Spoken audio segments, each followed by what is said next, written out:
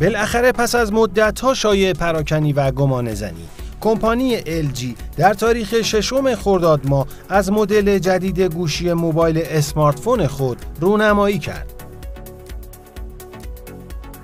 مدلی که به عقیده بسیاری از کارشناسان امر نه تنها پرچمدار گوشی‌های LG در سال 2014 خواهد بود، بلکه قادر است رقبای سرسختی همچون سامسونگ گلکسی را نیز پشت سر بگذارد.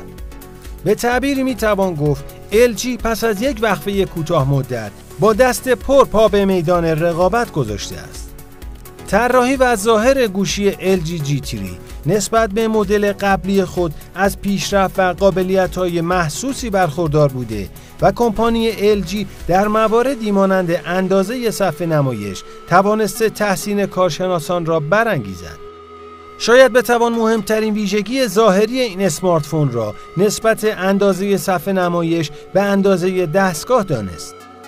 LG توانسته این نسبت را به بیش از 76% افزایش دهد که این خود یک اتفاق شگفت‌انگیز است. ابعاد G3 146 در 74.6 میلیمتر با وزنی معادل 149 گرمی باشد که تنها 6 گرم بیشتر از G2 و 4 گرم بیشتر از GS5 وزن دارد. این ویژگی نیز در نوع خود بسیار جالب توجه است. حالت منحنی پشت گوشی به گونه‌ای است که سبب می شود راحت در دست قرار بگیرد. در کل G3 در زمینه طراحی پیشرفت مطلوبی نسبت به مدل قبلی خود یعنی G2 داشته است.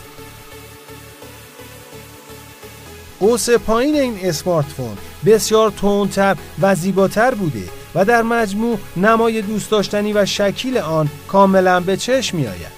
دکمه های همیشگی این گوشی نیز به شکل بهتری در پشت دستگاه جا گرفته و احساس کاملا خوشایندی از لمس آنها برای کاربر ایجاد می شود.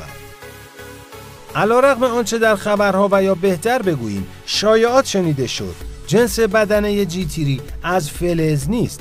بدنه این گوشی در حقیقت از پلی‌کربنات بسیار سبک و البته با دوام ساخته شده و به واسطه حالت متالیکی که دارد اثر انگشت بر روی آن باقی نمی‌ماند.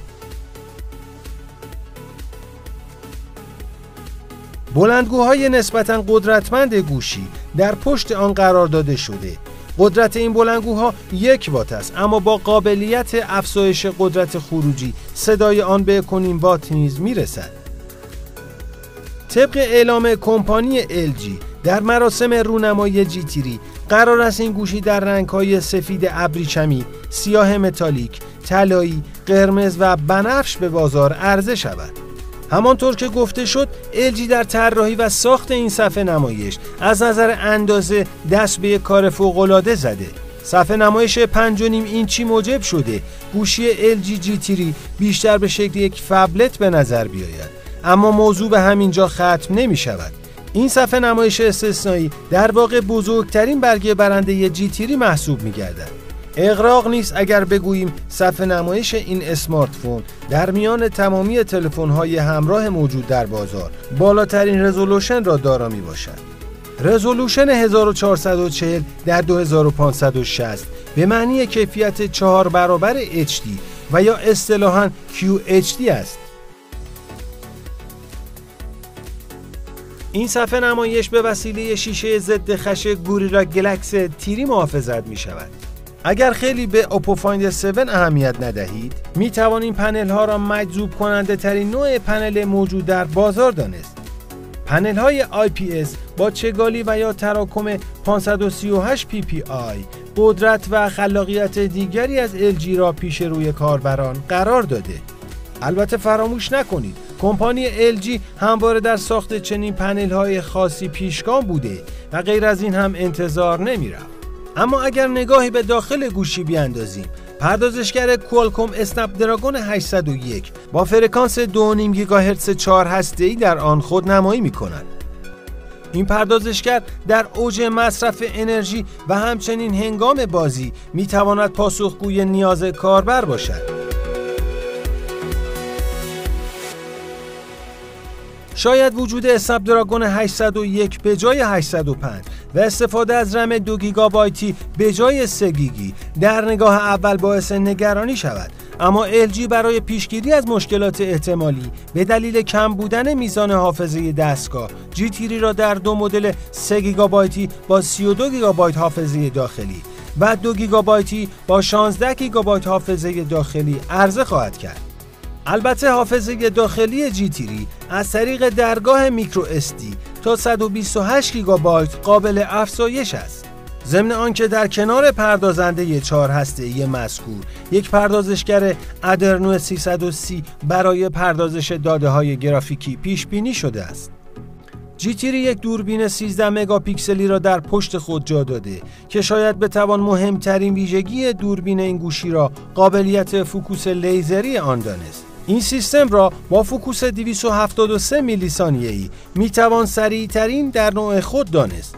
البته دوربین به کمک امواج مادون قرمز بر روی سوژه متمرکز می شود و فوکوس لیزری بیشتر یک عنوان است. فراموش نکنید که GT اولین اسمارت فونی می باشد که به این سیستم پیشرفته تجهیز شده است. لرزشگیر دوربین گوشی GT از دیگر مشخصاتی است که موجب می شود کاربر بتواند تصاویری با کیفیت بهتر ثبت کند، مخصوصاً در تصاویر باز یا مناظر گسترده و یا سوژه هایی که در فاصله دورتر قرار دارند. یک فلاش دوگانه LED کمک می کند تا کمبود نور اثر نامطلوبی بر روی تصاویر ثبت شده نداشته باشد.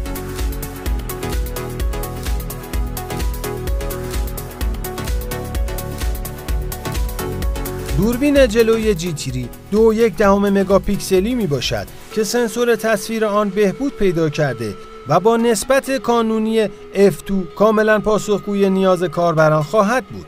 همچنین کمپانی LG مدعی شده میکروفون این گوشی در حالت فیلمبرداری با آنالیز کردن صداهای اطراف صدای اصلاح شده را در کنار ویدیوی ضبط شده قرار خواهد داد. به نظر میرسد کمپانی LG به انتقادهایی که به اینترفیس مدل قبلی این کمپانی شده بود توجه کرده و اینترفیس جدید را جذابتر، زیباتر، تمیزتر و شاید جمع و جورتر طراحی نموده و قابلیتی به نام اسمارت نوتیس که مانند یک منشی اختصاصی هشدارهای مختلفی مانند تماس‌های از دست رفته و یا حتی هوای بارانی را به شما گوشزد می‌کند. این اسمارت فون از اندروید 4.4.2 کیتکت بهره میبرد. نکته بسیار جالب سایز تغییرپذیر کیبورد هاست که بسیار هوشمند عمل کرده و توانایی درک عادتهای شما را دارد.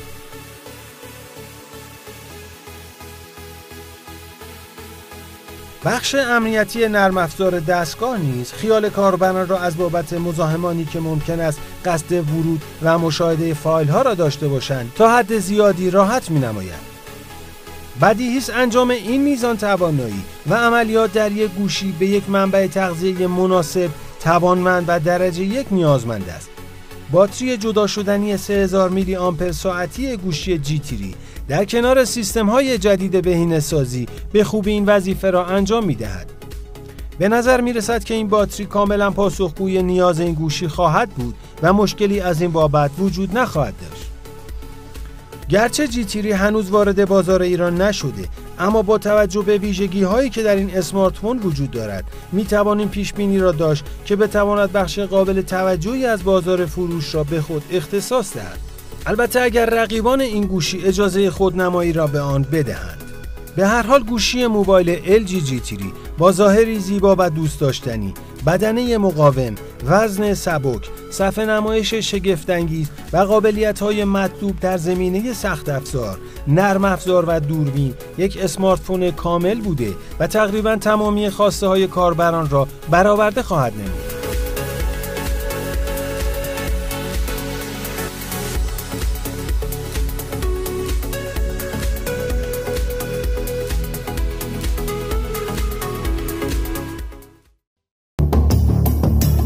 تهیه شده در استودیو زیمابی. کلیه حقوق این بخش متعلق به مرکز ماشین‌های اداری و رایانه زیمابی میباشد. تلفن تماس 021 8 93 92. آدرس سایت www.zimabi.com.